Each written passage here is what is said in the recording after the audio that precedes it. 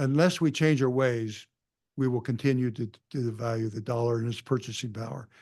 And I tell people, yes, that, they say, well, on the international level, the dollar's strong. And I say, yes, if you're grading on the curve, which we are with currencies, because they're all fiat currencies, if you're grading on the curve, yes, we're still getting good grades in terms of the relative value. But if you grade on the absolutes, we're getting an F, because the value, when you look at the consumer price index, it's really striking. Decades of stable prices until after World War II, until after 1970, 71, when we went off the gold standard. And I tell people, you have to be careful because it had its cost to it. But since then, the price index has gone up exponentially, not gradually, but it has just taken off. And I don't see how that future changes unless we get control of both our fiscal and monetary policies and our country's, shall we say, love for very low interest rates forever. And unless you get that behind us and we think long-term, the purchasing power of the dollar will decline.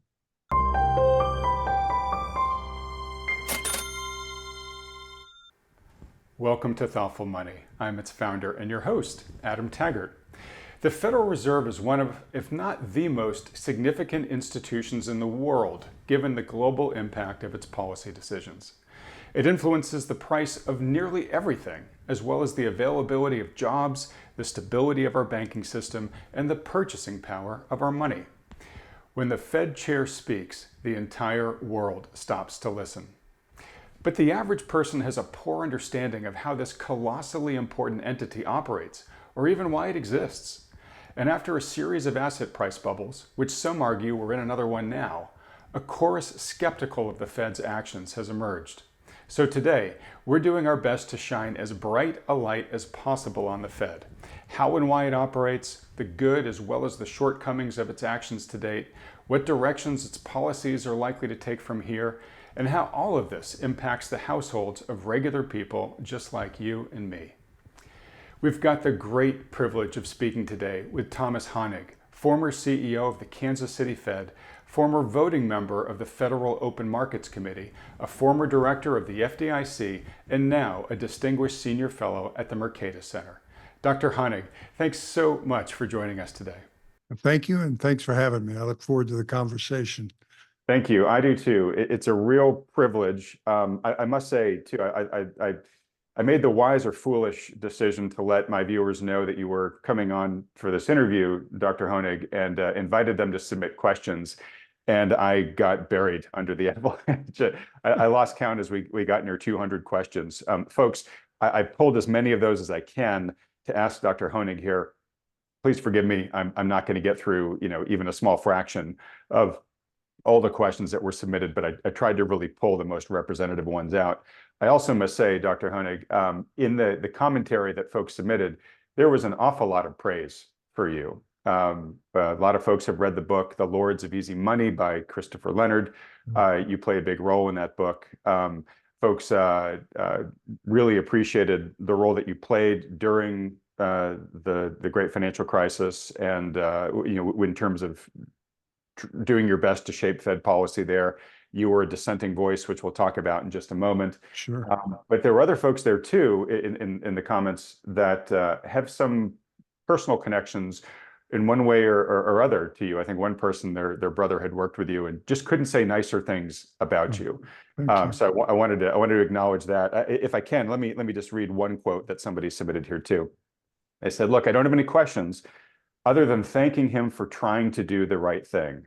Unfortunately, more often than not, people, quote, grow a conscience only after they've left a position of power and responsibility. He is the exception." So just want to let you know, you've left a very indelible mark there in the consciousness of a lot of these people. And I'll be transparent, Dr. Hoenig, this is an audience that spends a lot of time focused on macro. I wouldn't say there are too many Fed lovers, in the audience, and that might be for good reasons, it may not be, and we'll hopefully clarify here today. Sure. The purpose of this conversation is literally just to try to help people get a better understanding of how the Fed operates and perhaps your own personal point of view on a number of issues. We're not here just to bash away, but there are a lot of skeptics out there. But anyways, you seem to be the exception in their mind. So again, congratulations. So lots and lots of questions. I'll stop rambling and we'll just jump in. If we can start with a very broad question and do your best just to give us the elevator pitch on this. We don't have to go Sure. super into it. But at the highest level, why does the Fed exist? What's its purpose? Well, it has more than one purpose, but the one that we focus on mostly is in the conduct of monetary policy for the United States and to provide liquidity in a consistent manner for the United States over time. And very quickly, in the 19th century, where there was not a central bank of the United States, there was not a Federal Reserve, the country would periodically run into major liquidity crises. There would not enough money, it would flow to the wrong place, and the Federal Reserve was established to help mitigate those liquidity crises. And then it became more and more involved as a creator of money through its so-called open market operations. That is, its ability to buy assets, primarily treasuries or mortgage-backed securities, by actually creating a liability on itself to the banking industry. That is truly creating money. And so that's become kind of the central role and a very important role, as you mentioned, because it is the provider of increases in the money supply in the U.S. economy to provide liquidity into the economy. And the goal is to provide greater stability. And that's where some of the disagreements come, as whether they're actually providing more stability or creating instability. Okay, well, we'll get into that, maybe, unintentionally Sure. creating instability rather than creating stability. Let me ask you this. So when you said it was created to help prevent the liquidity crises that we saw in past centuries, we've heard the term sort of lender of last resort. Correct. So is that initially why it was created, which was when we get near a crisis, then the Fed can, and nobody is willing to lend to each other, the Fed can step in and be that lender of last resort. Was it really sort of created as an emergency measure? In a sense, yes. It was created because banks have they make loans. They're an intermediary. They have short-term liabilities and longer-term assets, loans. And so when people become uncertain, or when the economy has an event, could be a war, could be a pandemic, whatever, then people don't want to lend any longer. Banks are unable to lend. People don't want to leave their deposits with them. They want to have it in their hand. And those times created panic. You couldn't get your money, you couldn't make payments. And so the Fed was established to be able to take from the banks and their collateral, that is their loans, put them on there as a security, and then they would make loans to the banks that would give them the cash to make payments to these folks who were uncertain and wanted their cash in their hand. And then when the crisis passed, people would put their money back in the bank, and the bank would repay the loan, and life would go on. The difficulty is that became more and more of a standard operating procedure. And then the Fed learned how to operate its so-called money desk by actually increasing the amount of money on an ongoing basis to provide liquidity into the system to allow the economy to grow and to prosper and to reduce unemployment. And then it became a policy tool, not just for liquidity crises, but for continuing to grow the economy over time. And that's when it shifted to a broader role in the U.S. economy. Okay, so it did evolve from initially sort of a break glass and kind of emergency role to an ongoing management side. Right. And if I can say, for example, it was the discussion about creating the Fed came after a panic in 1907, when one bank had a difficulty and people became very afraid and wanted to withdraw funds, and we had a liquidity crisis across the country.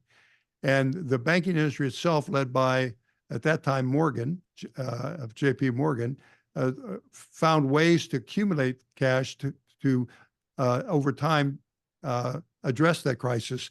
But people said that's no way to act. That was no way to perform. So we had to create something, and they came together and created the Federal Reserve at that point. And and even creating the Federal Reserve was very controversial. That's why you have a so-called public sector, which is the Board of Governors, and a more private sector, which is the Federal Reserve banks. And there's 12 of those located across the country, from Boston, New York, all the way to San Francisco, including Kansas City. Right, which you ran. Which I ran for a number of years. All right. So, so sort of where I was going with this is, so the Fed's role and responsibilities have expanded over time, and some might sort of call that mission creep. I'm not saying necessarily that it is, but it raises the question: is all this needed, or was this just sort of an entity that found itself in a position where it could, increasingly expand its power structure and ability to influence? I guess I'd love to hear any thoughts you have on that, but let me let you give your answer in the context of my next question, which is, what is your current assessment, if that's what the Fed's mandate was when it was created, and then how it's evolved since? What's your assessment of its just level of success to date? Like how well has it delivered upon the mission and the hopes and the expectations, and maybe use sort of like societal good as your main metric for, has it been successful? That's a very good and difficult question. Its track record has been mixed. It is, in some ways and in important ways, responsible for the Great Depression, because during that period when it should have provided more liquidity, it did not provide more liquidity. And so that caused the recession become a depression during that period.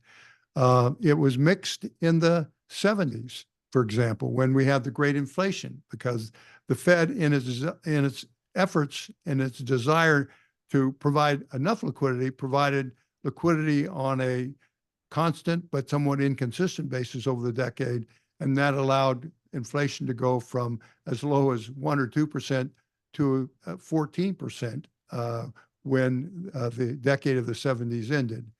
And it was successful in the early 2000s after the recession in 1999 because it lowered rates and provided liquidity, but then it went on too long, and it created asset bubbles that and housing boom and so forth that finally erupted in the great financial recession of 2008, 2009.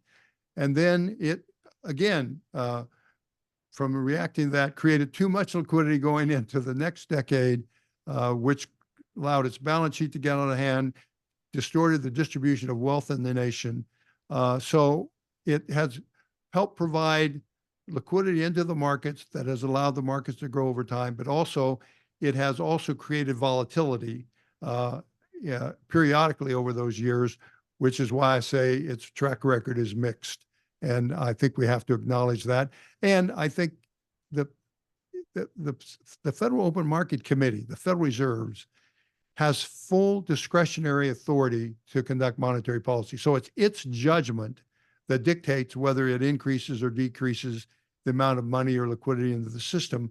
And there probably, in my opinion, needs to be some boundaries put around that to where they can't do it beyond a certain point without making it a political event and having to go to Congress for permission to stay outside the boundaries, which I think would bring more discipline to the process. Okay, excellent. You're heading in towards territory that I'm looking to ask you some questions on, which is great. And I do want to put a pin in your point there about spurring wealth disparity through its policies. It's something I talk a lot about on this channel, and I'm just giving you a heads up. I'm definitely going to ask you some questions about that in a little bit. All right, so just getting back to sort of how you currently look at the landscape. Uh, I'm curious to hear what your current assessment of the macro situation that we find ourselves in right now, in terms of where we are in terms of economic growth and inflation and interest rates and all that, with the lens of, given how you evaluate the current macro situations, are the Fed's current policies the right ones? Well, for the moment, I think that they are the right ones. They they went on with easy monetary policy too long after the pandemic. And that created the very high inflation rates that have been very harmful, I think, to the US economy. Now, part of that was supply disruptions, but a big part of it was growing their balance sheet from less than $4 trillion to $9 trillion in about a year. So we had 9% inflation. So since then, they've raised rates from literally nearly zero, 25 basis points, to 5.25%. And that has helped bring the inflation levels down, as well as supply has also been improved, but so has constricting the excess demand that was created with this very, very accommodative monetary policy and liquidity creation. So they have done that, and that, was too late in one sense, but at least they got it done, and we've got inflation back to at least 3%. It needs to be lower than that, I would say. So right now they're following, I think, a pretty good policy. They're in debates. Everyone's talking about the fact that they're going to lower rates in June. They even themselves talked about cutting rates in the fourth quarter of last year. That has been, I think, counterproductive. But now they are in a dilemma because everyone's now expecting rates to be cut in June. But the conditions are that we're kind of in an inflationary recycle. Inflation's been up the last 2 months. We saw recent data coming out where inflation is up, commodity prices are up, wages are up, services prices are up, housing is up. So now they have a dilemma. They're going to have to at least stay where they are if they don't raise rates, and they have indicated they're not going to raise rates, but they at least should not be cutting rates until inflation is much closer, at least to the 2% target. So I call it it's their time to walk the tightrope. Okay. Do they give in to the pressures of Wall Street and others to lower rates, or do they say no, inflation has to be brought back down, and we're going to see it through? And that's their dilemma. And I hope they stay and see it through to bringing inflation back down, because otherwise inflation will reignite and they will have a bigger problem 2 years from now. Okay. I have a zinger of a follow-up question, but I'm going to wedge something in it beforehand, which is, okay, so we have interest rates up now above 5%, right? A lot of people, at least that I talked to on this channel, 2 years ago when this all started, this whole hiking regime started, said, yeah, there's no way they're ever going to even get above 3%. The economy just can't handle it. We got so much debt now, right? I guess one question is well, there's so many ways I could take that, but I guess the key question I want to ask is, do you think that Powell's sort of dovish pivot, at least in terms of the guidance he's been giving, right, that in mid-December, he sort of surprised everybody. We went from not even talking about rate cuts to, oh yeah, sure, we're probably going to do some next year. Right. Do you think that shift in the visible bias towards cutting now is coming from confidence, where if you listen to his press conferences, Powell says, well, we don't want to wait until inflation gets down to 2 because there's all this momentum behind our hiking regime, and then inflation could get quote unquote too lower than we want. So we got to start cutting earlier. Do you think it's due to confidence like that, or is it due to fear that the lag effect of this higher cost of capital on the economy, the longer we stay up at these high rates, we start getting into the danger of debt defaults or corporate earnings constriction as companies and households hit the maturity wall? Yeah. Well, it's probably a combination, but certainly there was this strong view that inflation was under control, that it was coming down rapidly, that we've been successful, and therefore we can think about cutting rates. Sorry to interrupt, but just so you include this in your answer, but I mean, he's not ignorant of the 70s, right? As you Correct. said, it ping-ponged around. You don't want to have hubris around this, right? Because we saw what happened last time. Well, exactly. And that's the second part of it is he is very, I think, legacy conscious. I'm putting words in his mouth, but I'm saying legacy confident, that he does not want to be known as Arthur Burns, who allowed inflation to ignite. He wants to be more viewed as a Volcker-like person who took strong actions and brought it down. So that's where his bias was. But he also does not want to have a renewed recession that would bring a great deal of unhappiness on Wall Street and perhaps in the markets more generally. He doesn't want to see unemployment go up, and therefore he's anxious to say we've won the inflation fight, so now we can start assuring that the economy doesn't fall into recession because of our tight policies, and therefore we're cutting. And so he's in that dilemma, and he has to work his way through it, and so does the FOMC.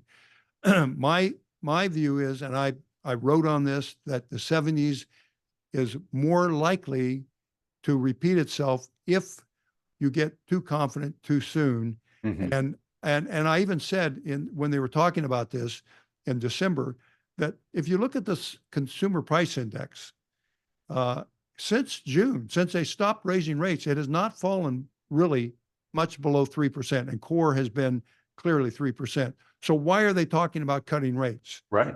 They weren't. It wasn't as if they were coming down from 3 to 2.5 they were staying around that 3% range, and they should have been more cautious in their words and actions, to where they're not in this position of, well, if they don't raise rate in June, people are really going to have a market tantrum. So now they're in a tighter spot than they would have otherwise have been. But it's a tough job, and you make those choices. And the desire to reassure that we're going to have a soft landing somehow got ahead of itself. So let me ask this. Look, obviously, I mean, you tell me, but you know better than I, but obviously I don't think any Fed chair would ever say, hey, folks, we're going into a recession, right? We need a recession, and I think we're going into one. We're trying to, or even worse, we're trying to engineer one, right? Because then everybody would price that in, and you would instantly get the recession, right? Right. But let me ask you this. The Fed and our fiscal and political authorities, from my vantage point, they just seem to want eternal summer, right? Like every time there seems to be, a hint that the business cycle wants to actually go into a downturn, which is natural, we act like it's this abomination and must be suppressed at all costs, right? Right. Is that true, or am I overstating it unfairly? But it seems that they just don't want the business cycle to happen anymore. But that is the natural way of things. That's what clears out the malinvestment, right? So why don't we, like you said, he doesn't want to, right, stay too high too long and cause a recession. But really, shouldn't at some point we say, look, that's part of it. Yeah, we need to have a recession. Maybe let's try to manage it so it's not terrible. But yeah, let's have a clearing out cycle from time to time. Well, a very good point. But here's the difficulty. We policymakers, whether it's a committee or a chairman by himself, they are prone to want to have good outcomes, and good outcomes are defined as low unemployment and low inflation both. But the bias is towards low employment. And what we had in this country for generations was we were on a perhaps an inefficient so-called gold standard, but the main point of that was it was a rule. You had to be able to redeem and make good, and that became the discipline. Right. But we gave that up in 1971, and we made the policy choices now fully discretionary. The committee gets to decide, Congress on monetary policy, Congress on fiscal policy, and the politics of it is we want to make our public happy with us. And the way to do that is to have full employment and a good economy. And you think about that in terms of always the short term, always looking towards fuller employment, which then leads you to make these mistakes and not allow the markets to clear. That if you have too much stimulus, you'll create inflation. You'll have a need to really tighten down and create a recession. And part of monetary policy's challenge is the political side of things, fiscal policy. Because in the pandemic, we increased our spending in 1 year between 2019 and 2020, 50%. So we moved from $4.5 trillion to about $6 trillion. I'm rounding numbers here, but in 1 year, and then we kept it there. So the national debt increased from that period of around 24 trillion over time to now it's 34 trillion. And a big part of that was the Federal Reserve enabling it because the Federal Reserve bought a good deal of that debt. Yep. And put it on its balance sheet and printed the money to do that. So in an effort to make sure that no one suffered from the pandemic, they engaged in both very strong fiscal stimulus and very strong monetary policy. But the problem was the worst of the economies was over by the fall of 2020. Mm-hmm. The fall, not the winter, not the following year, the fall. And yet the stimulus programs, infrastructure spending, chip spending, manufacturing, subsidized chip manufacturing spending, infrastructure spending. It's still ongoing. And the Federal Reserve was buying on average, $120 billion of debt mm-hmm. every month. And so you're putting all this new printed money into the system, and it of course created asset trouble. We saw housing more than double. We saw the stock market boom. We saw all these assets, even commodities. And then, okay, so we increased interest rates to bring inflation down after it got to 9%. And we're sitting there saying, well, we'll do it. We'll bring it down. It's coming down. That's good. So now we don't have to worry about it so much. But the fiscal side is still spinning. They're borrowing more than ever. And the Federal Reserve has to stay there and say, am I going to allow this to continue? Well, they're saying no, but right now there's a lot of excess liquidity still in the marketplace. Mm-hmm. And so that's what's funding the government debt and the private sector. But that's going to go away. And that's when the challenge will come back to the central bank. Are you going to monetize the debt some more? Or are you going to hold firm and force the Congress to pull back spending? And are we going to suffer a recession at that point? And that will be the hard point for both the Congress and for the Federal Reserve, that to this date, they've been able to finesse through. But I don't think that's going to last very long. Okay. So when I mentioned I had a zinger of a follow-up question, this was it, which was you said that at least at this snapshot moment in time, you think the Fed's policies are about right for where we are. My follow-up was going to be, well, what about the fiscal policy? It needs serious work. It needs serious work. We're going to run $1 trillion deficit.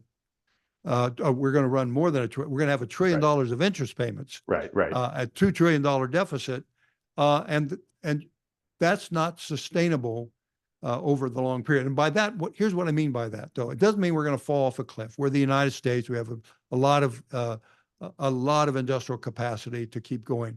But here's what happens when you do that.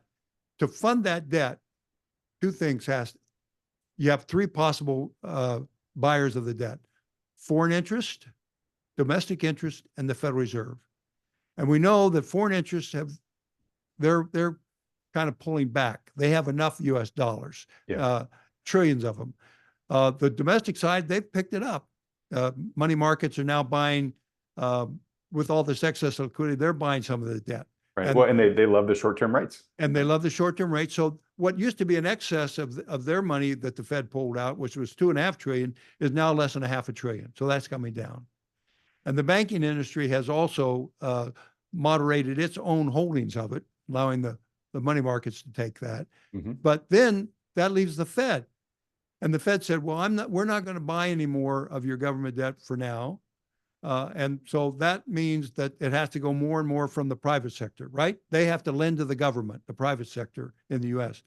And over time, as that extra liquidity that was sitting in those money markets goes away, it's going to have to come from others. And that means private sector borrowers are going to have to start competing with the government for those funds unless the Federal Reserve starts to print money. And that's when the challenge comes. And I think we've because of all the excess liquidity that was already there, we've avoided that. That the day of reckoning lies ahead.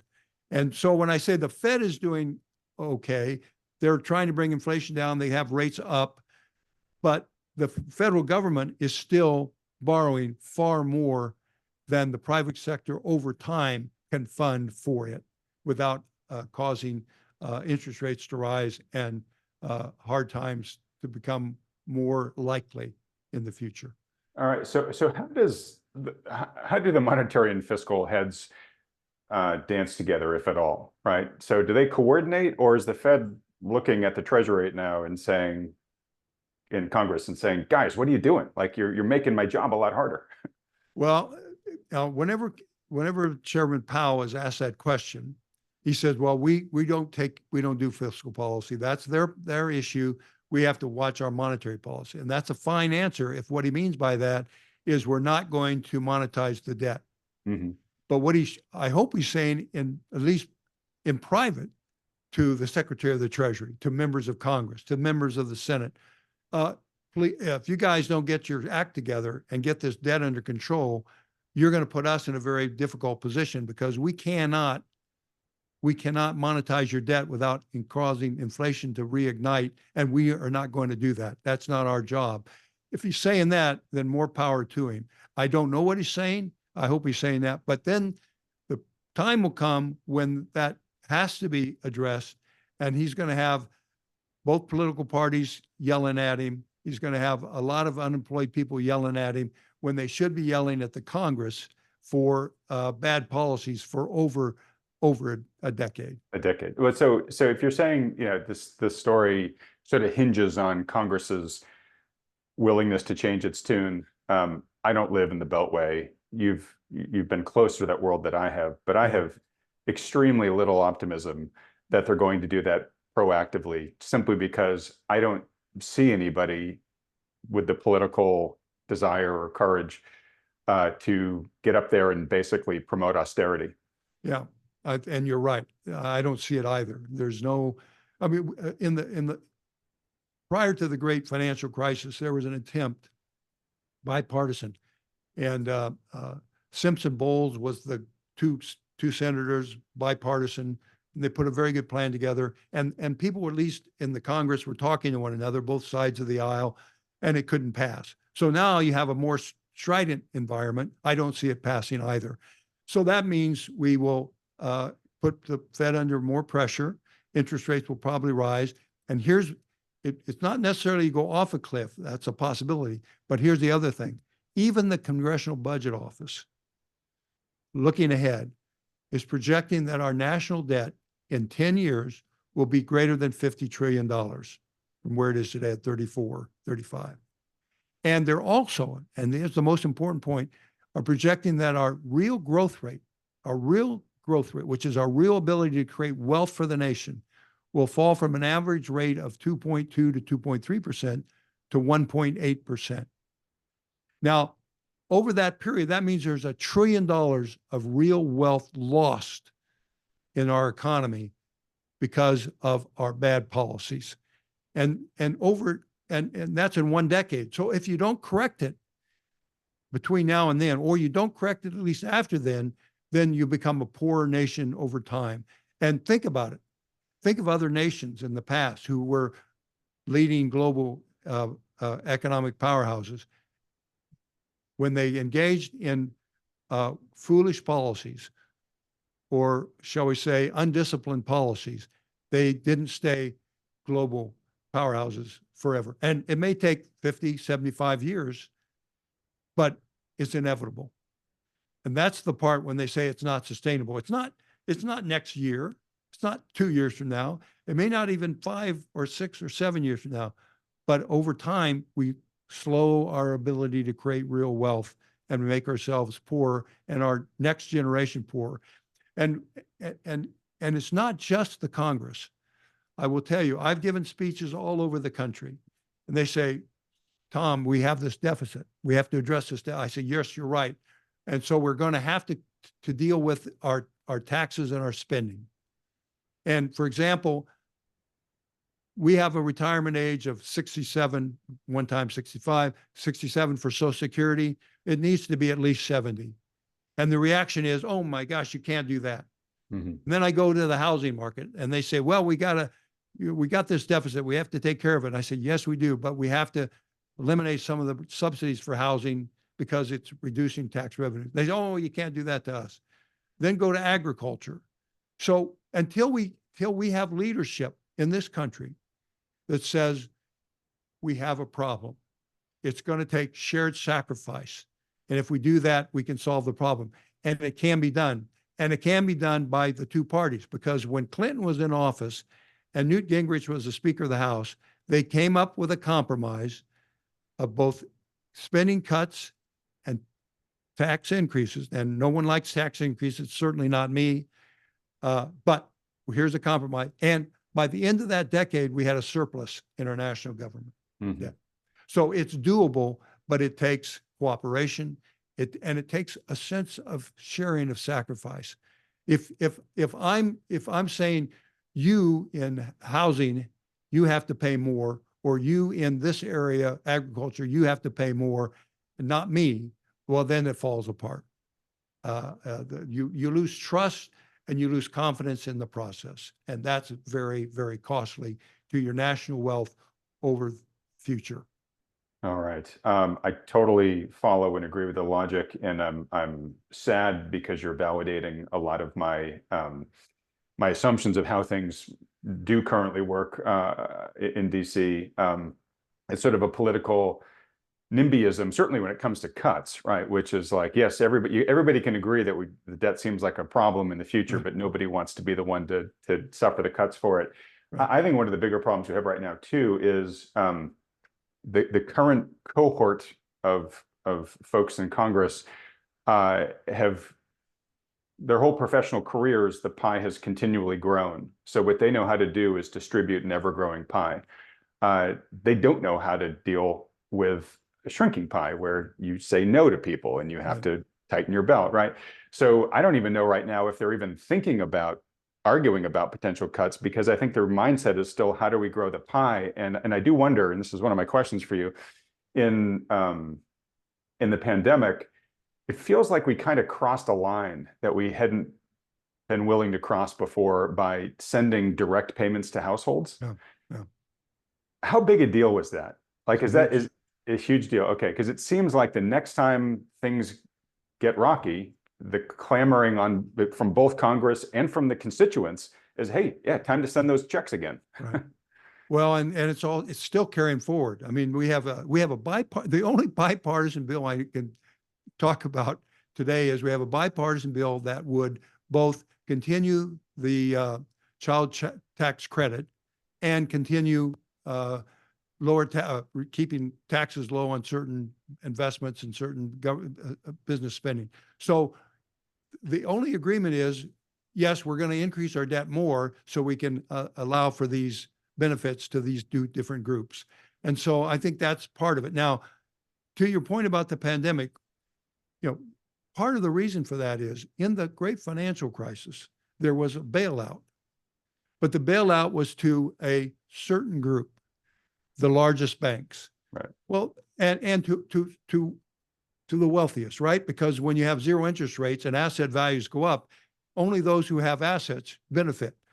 So you had this period where you actually redistributed wealth to the wealthy. And the resentment among the American people was horrendous, and understandably so. So now we have the pandemic, and you can understand why, well, we're not going to do that again. We're going to make sure everyone gets it. And that's what they did. And okay, that's fine if we understand it as a pandemic and it cannot continue. But apparently we haven't understood that. And we're continue to spend very substantially. The increase in spending have moderated, which we increased to 50%, it stayed that level. and it continues to stay that level and increase moderately, but it will increase more aggressively with the interest payments on the debt. Mhm. We have national defense to take care of. Our entitlements programs, which is 2/3 of the budget, are indexed. So we have all these things to take care of. So that has to continue to grow. And that means we have to borrow more and more because we're not going to increase taxes either, we argue. And I have argued somewhat, shall we say, from my point of view, that I think Republicans and Democrats play off of one another for their own benefit. For example, Democrats want to spend more, and they know they can't get the Republicans to agree to tax increases to fund the spending. So they spend it anyway.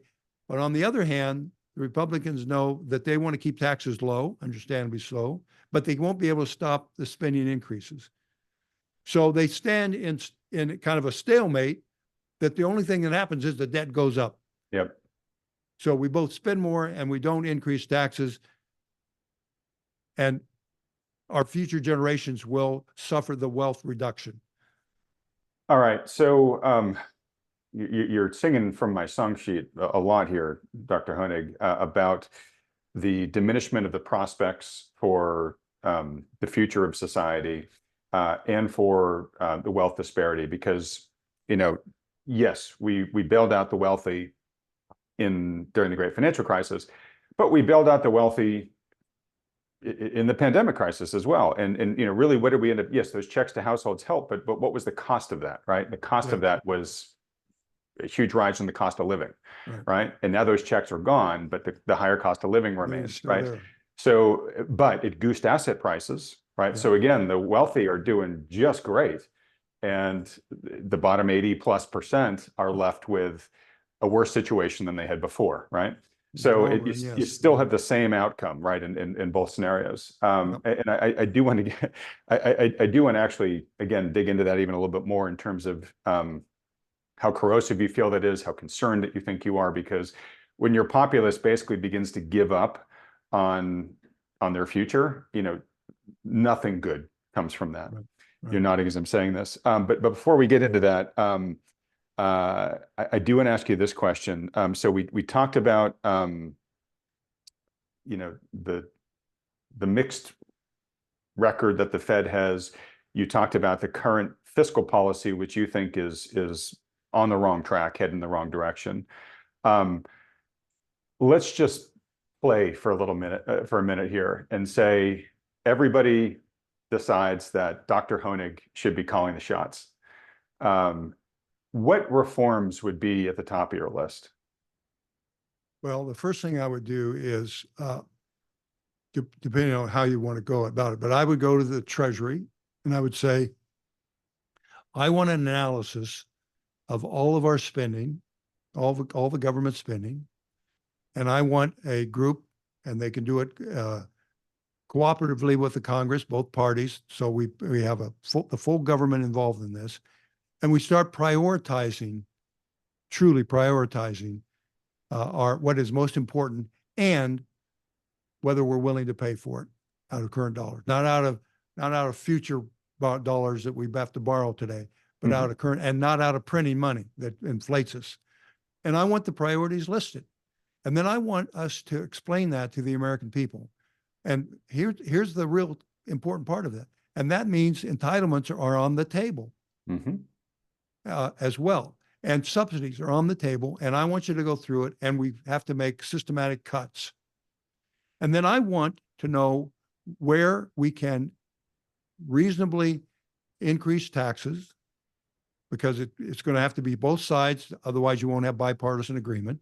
But not so much that we destroy the productive capacity of our economy. That is, we discourage investment. We penalize expansion. So I want that done, and I want it done in a certain period of time, 4 months, 5 months. I mean, that means really hard work. Yep. And then I want to go out to the American people, and I want to explain this. And this is how we're going to proceed. Here's the areas that are going to be cut. Here's what we expect. Yes, some people will suffer, some people will not. as much, but it won't be because we favored them. It's because here's how the cuts work out. But it will be shared sacrifice. And we're going to implement these systematically.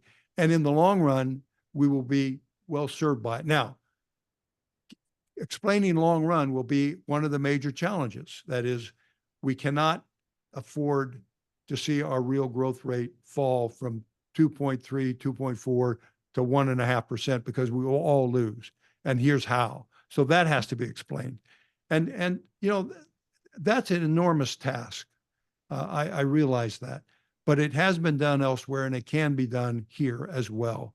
But it has to be, you know, people willing to talk, not hating one another, but willing to talk about how we make this work. It's a huge task, but that's the only way we will solve this problem.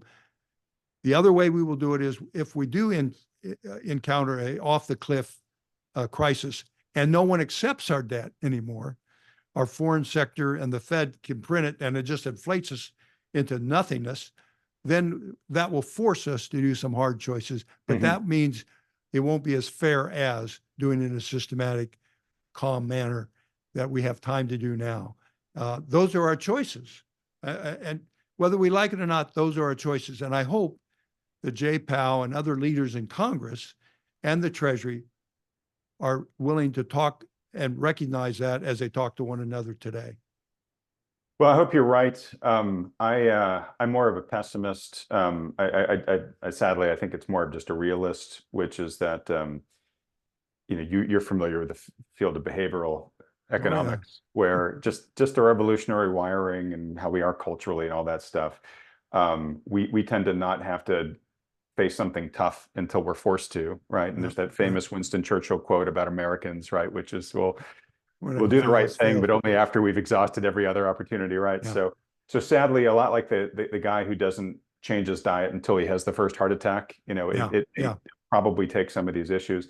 Look, I hope you're right, and Dr. Hoenig, you've got my vote to be, you know, interim emperor and make all this stuff happen. I assume in your formula there, the goal would be to be running at a budget surplus again at some point. Well, I think I would be satisfied given the depth of the problem if we could get our debt growth to fall substantially below our national income growth, our real national income, our real debt growth growing substantially below, so that we do over time grow out of it without sacrificing so much of our productivity and our real wealth down the road. So I don't want it to be, you know, kind of a hard call. I don't want it to be so shocking that we go into a major crisis, but it has to be where we have confidence that we will grow out of it, not in 100 years, but in 20, 25 years at max. And I will tell you, in the last time we did this in the 90s, I think I got my dates, it was done more quickly than people thought it would be done. Right. So if you really do it, you can be successful. But like you, I'm more of a realist because we've actually grown farther apart, and it's more difficult for us, the parties, to talk to one another, and therefore it's more difficult to get this solution through. Well, and also, sadly, it's just not the playbook, right? We had those aberrant few years you talked about, but it's really since the early 80s, we have grown our debt far faster than we've grown our GDP. So everybody alive who's in the system has been, like, that playbook has to be tossed out. We have to have new people brought in who think differently. I mean, it's a big ask. I like you, I hope we do it, but right. And unfortunately, how many people tell me, well, we've had this deficit for this long, we haven't had any major crisis from it. Why are you telling us this? And I keep saying, it's not necessarily falling off the cliff. It's a death by 1,000 cuts, and suddenly you bled to death. And that's what I tell them.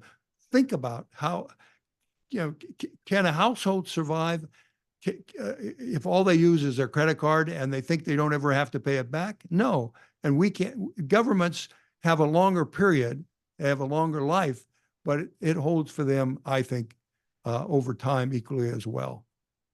Okay. Dr. Hoenig, we are hardly going to make a dent in these questions, which hopefully just means at some point we can have you back on and continue to go through them at some point in the future.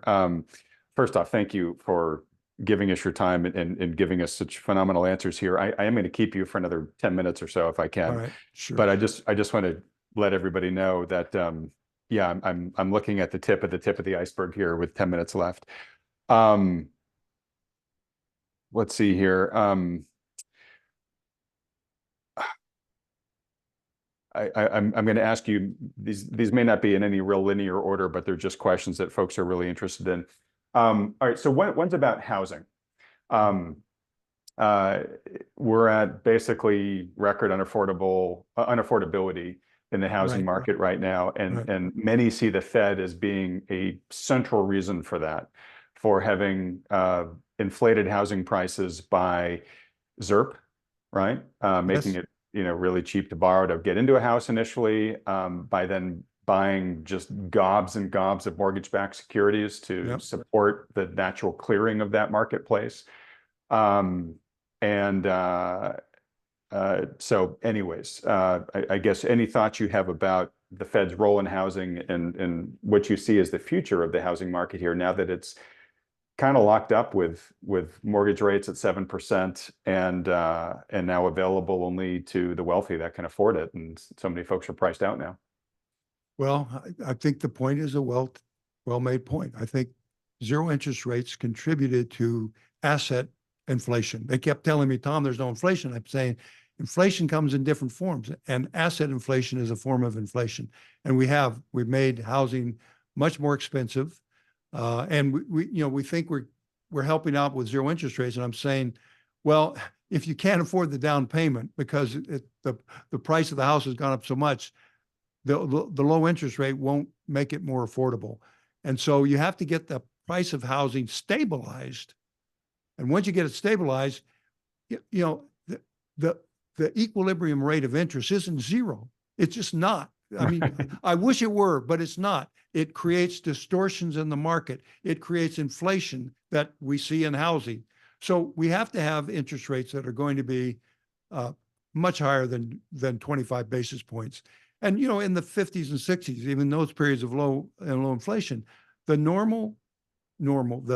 what I'll call the market rate of interest was probably in the 6% range. Mm-hmm. And so if we go back to 25 or 50 basis points or 200 basis points on a loan for a house of 30 years, we are going to see housing prices shoot up again and become less affordable over time.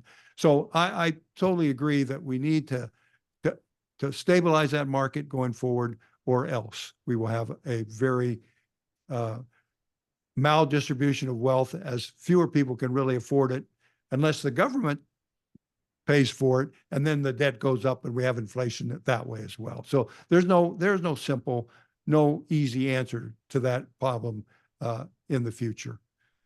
Okay, so I listened to your answers here, Dr. Hoenig, and they're just eminently reasonable, right? Like, I feel like you see the world very similar to the way that I do, very similar to the way that most of the viewers of this channel do.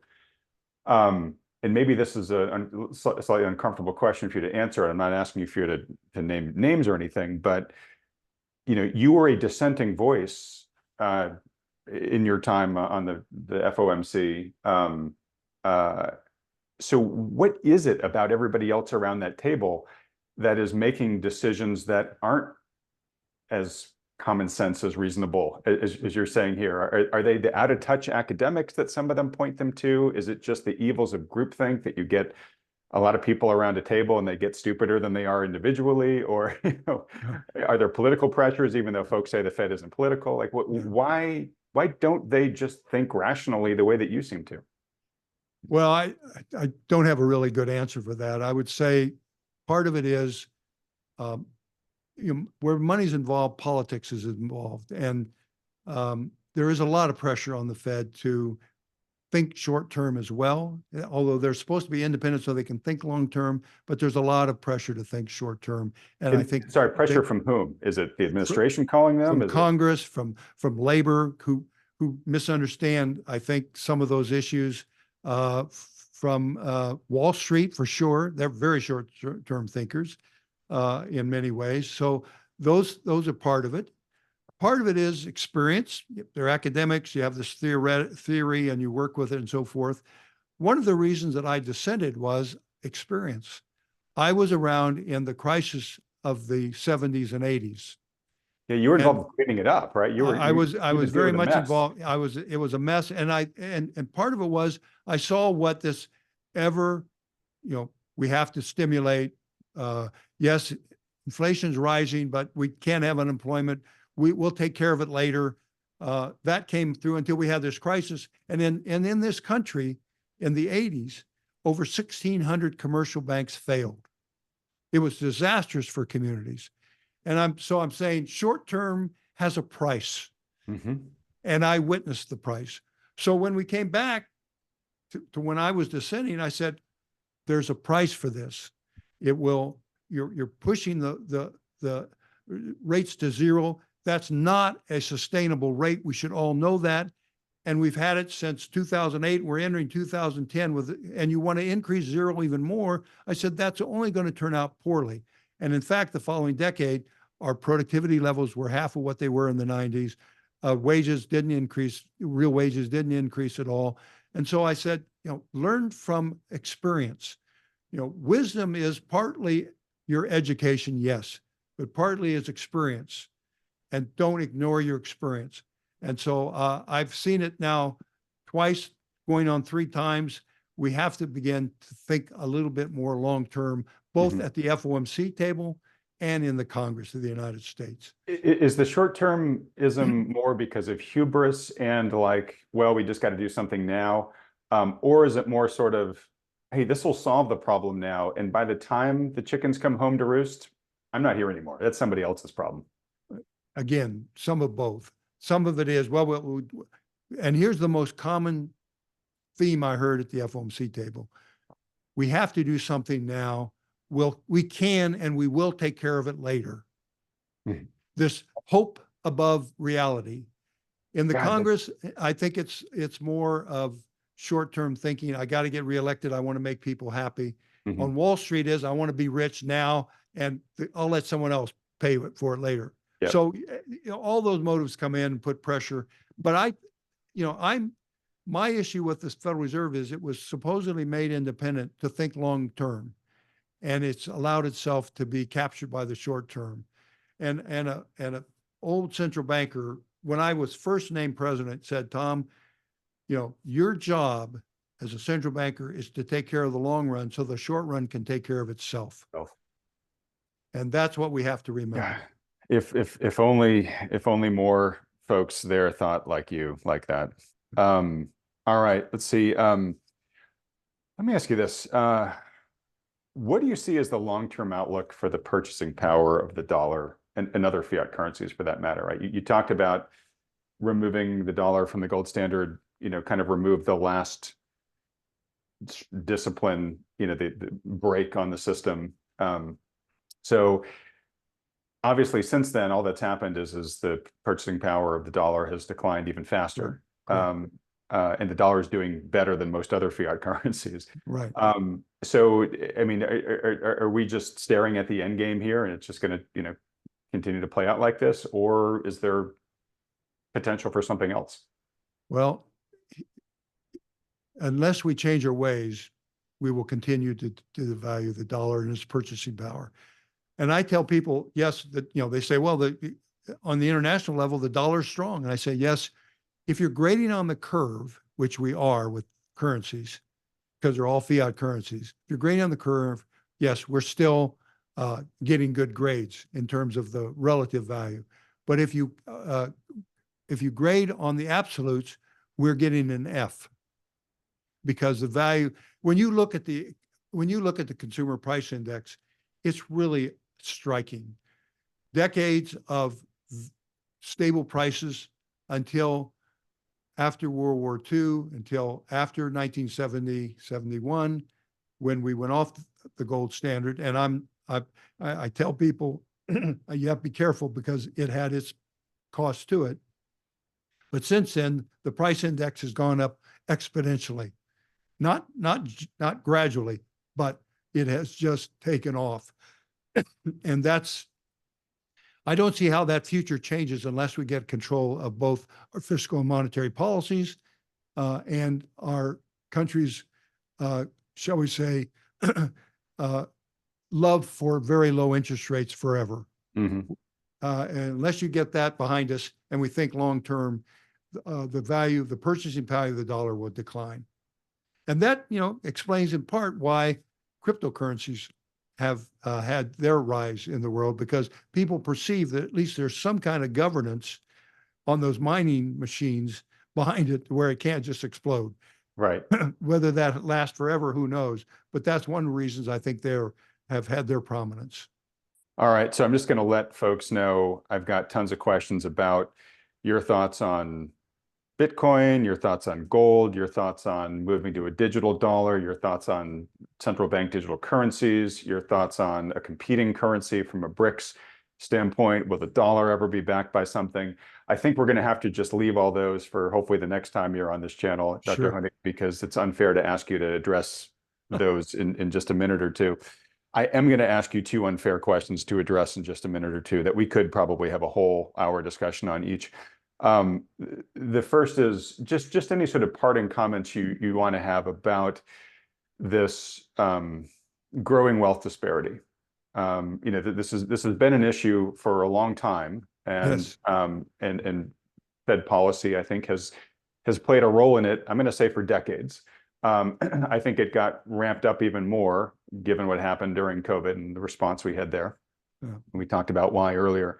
But there are some people who look at the Fed's policies and say, hey, these are contributing to wealth inequality here, and they're frustrated by that. There are other people who look at the policies and say, hey, that's the plan, right? And this is more sort of the mustache twirling. There's an Illuminati that's driving the world and whatever. I don't necessarily ascribe to that, but I don't know. If you think differently, let me know. But it might be a little bit of what you've said, which is the parties that are putting them under pressure are obviously putting them under pressure to serve those parties' interests. So if that's what's sort of driving policy decision making, then maybe, yeah, maybe it's not someone at the FOMC table saying, how do we screw the little guy? But the outcome is still the same, right? Right. How concerned are you about the trajectory that we're on, right? Where the middle class seems to be getting hollowed out. Each successive living generation now is more depressed and less off than the one that's preceded it. As I said earlier, like nothing good comes from your public basically giving up on their ability to improve their station. In fact, that's what's made America so competitive, right, in the past. So let me give you the floor on this. Well, here's what I think. I don't think there's a conspiracy theory as such. I do think that we've become so short-term in our thinking that we tend to want to please everyone. And when you please everyone, when you try and please everyone, you get really bad outcomes. And here's my last point on that. Whether you're an athlete or you're a scholar or whether you're a country, you win by being strong and exercising self-discipline. An athlete, no matter how much talent he or she has, will only be great with self-discipline and paying attention to improving. This country, when we weren't perfect, but we had rules, we had a rule of law, we had a gold standard, and I'm not saying a gold standard, but I'm saying a rule, which we don't have right now, that binds our hands. If we have those and we abide by them, then we have a much better chance of remaining strong and over time addressing some of the wealth issues that we have, because it allow entrepreneurship to go forward, it allow people to have hope that they can in fact improve their own future. Not 100% by any means, but much better than where we're going with our current policies. And our current policies are short-term driven and subject to who's putting pressure on. And remember, the people in authority, they're their pressure is coming from people who have a lot of wealth, the lobbyists and so forth. And so that's kind of our future. And unless the leadership says we're going to exercise self-discipline and we're going to have shared sacrifice, our wealth will slowly, I think, atrophy and become less. Okay. All right. Last question. And I'm doing this just because I promised her I'd asked Stephanie Pomboy, who is an analyst that comes on this program a lot. Just was very curious to hear when you think the Fed is going to return to QE.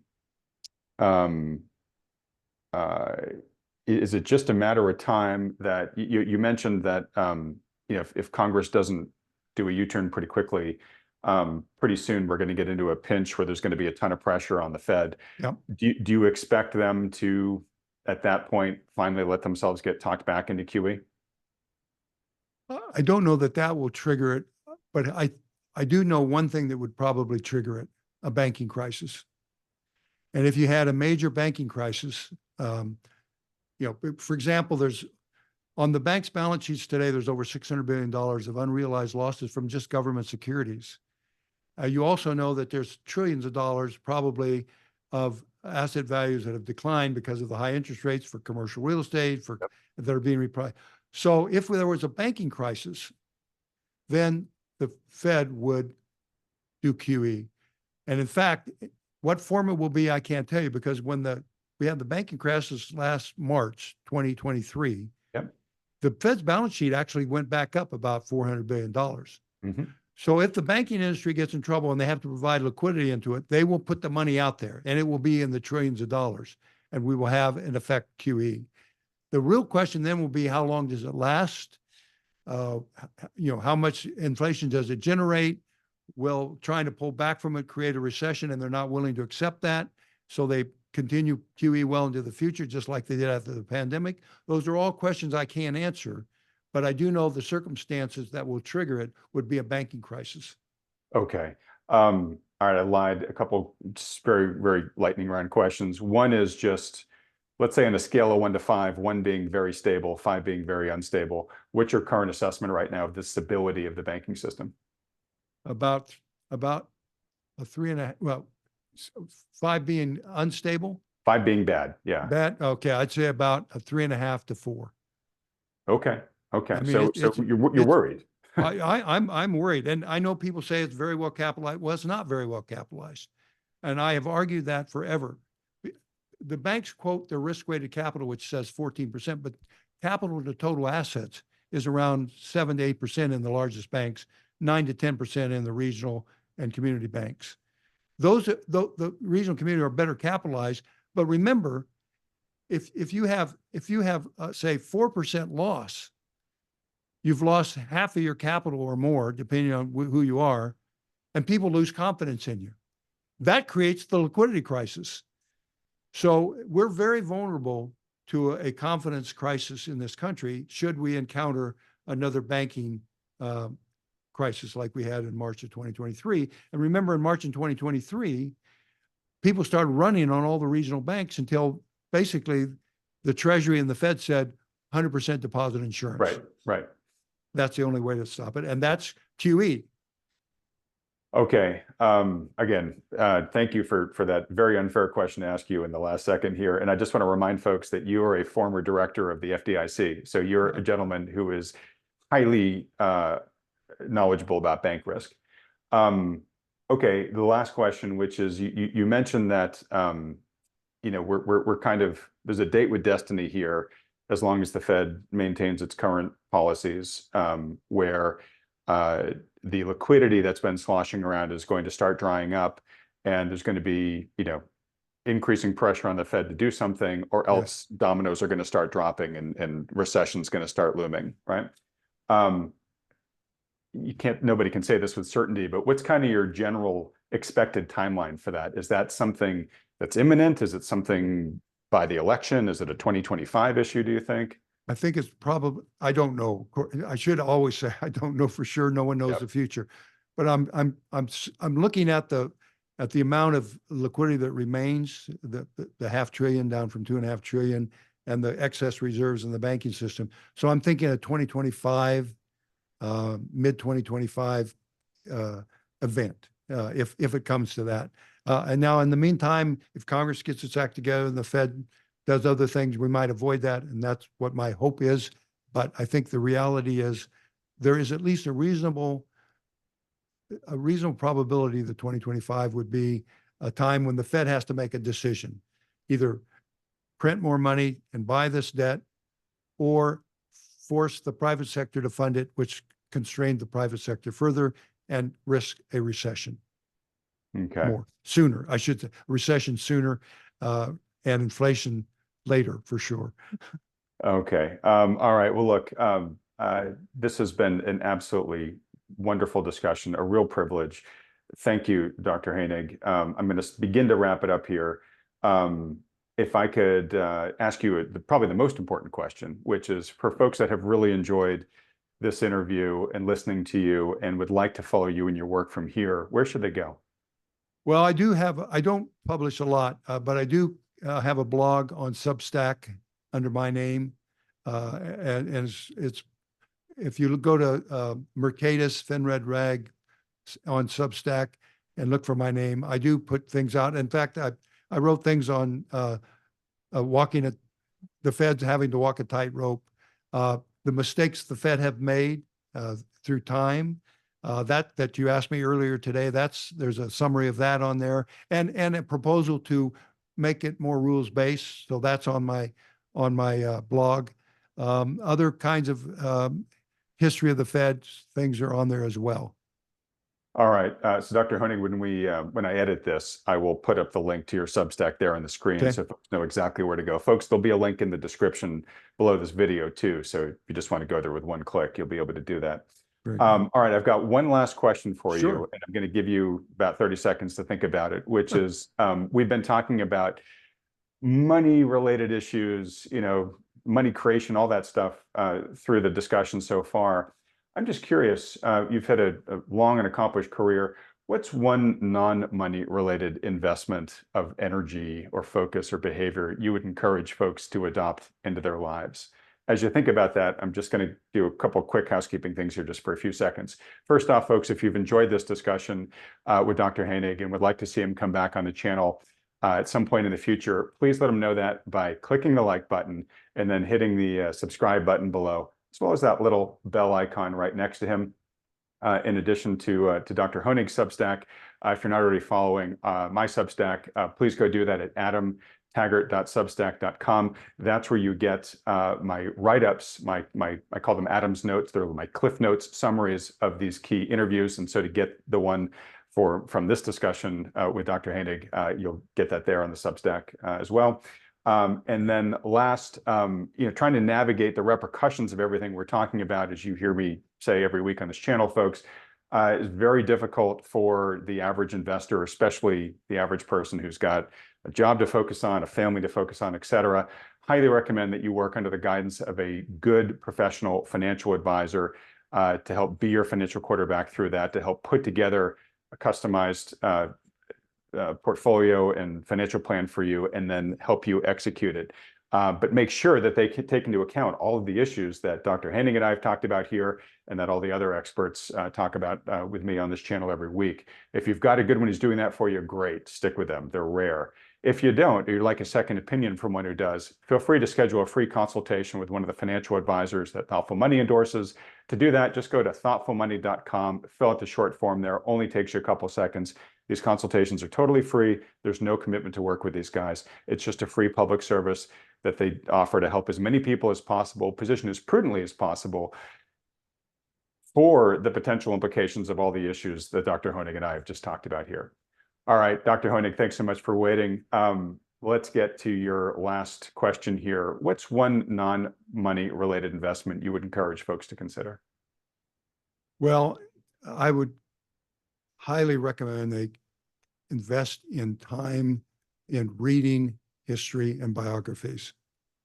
My family is very important, but outside of that, I have really learned about leadership and what works, what doesn't work by reading biographies and history. Yes, I'm an economist, but my real joy is in reading those things because that's where you learn so much. And where you can't experience all the experiences personally, you kind of see it through others' eyes of people you admire. And there are a lot of good people to read about in biographies, not just bad guys. Well, and only if your contemporaries did more of that, it sounds like, that might address a lot of the short-termerism that's going on right now, where people would have a sense of what history tells us. Absolutely. And it's invaluable. And for all of us, I mean, for all of us, it's invaluable. Well, Dr. Hoenig, I want to just say again, thank you so much for coming on the program. More Sure. importantly, thank you for your contributions in a critically important role during a critically important time. And again, I wish more people had listened to you, and I wish more people, currently running these institutions think like you. But thank you so much for the example that you've been setting. Thank you for having me on. I've enjoyed it very much. Thank you for the conversation. And I hope your listeners have enjoyed it as well. I can guarantee you they have.